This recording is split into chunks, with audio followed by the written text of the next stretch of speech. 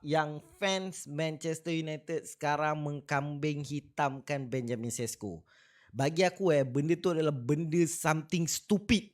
Serius. Stupid daripada fan United, guys. Sorry to say lah untuk orang-orang yang mengkambing hitamkan Benjamin Sesko ni. Sorry sangat-sangat.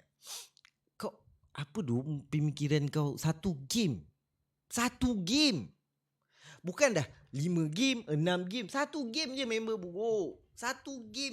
buruk. Guys. Bukan dah 10 game member buruk. Bukan dah 5 game dia orang buruk. Bukan dah 3 game mangkuk tu buruk. Tak. Satu game.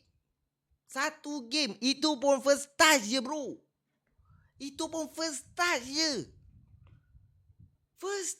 Bro.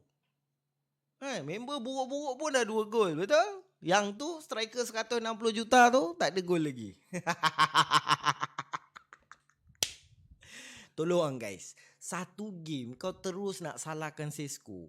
Dia standard lah guys. Manusia ni ada waktu dia bagus, ada waktu dia tak bagus. Maybe game tu dia tak bagus kan. Tapi masalahnya benda yang bagi aku small matter lah bro. Bagi aku small matter. Tak adalah isu yang besar pun. Udah lah guys. Bagi masa lah. Member baru masuk lah guys. Dalam pandangan aku Sesko tak di prestasi yang bagus untuk game Nottingham Forest.